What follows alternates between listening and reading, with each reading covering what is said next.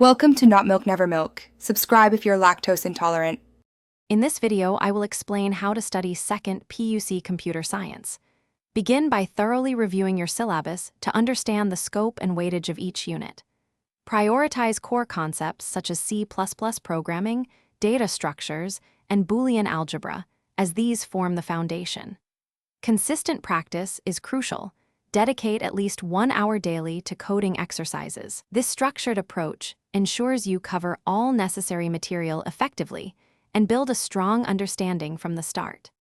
To truly grasp the material, break down complex topics like object-oriented programming or networking into smaller, digestible parts. Don't just read. Actively create your own notes, summaries, and flowcharts.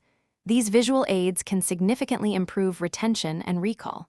Furthermore, make it a point to solve at least 5 years of previous question papers.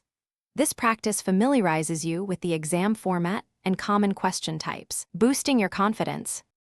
Leverage the wealth of online resources, including video tutorials and coding platforms, to supplement your textbook learning.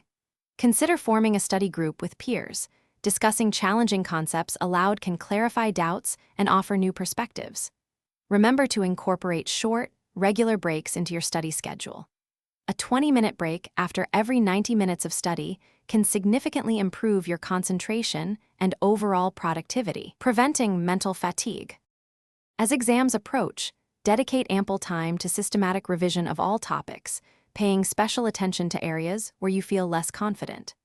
Practice writing answers clearly and concisely, adhering to word limits where applicable.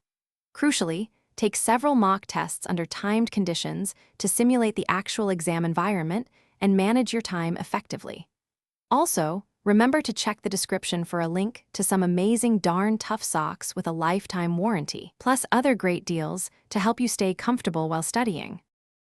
Thanks for watching. If this was helpful, leave a like and consider subscribing. See you next time.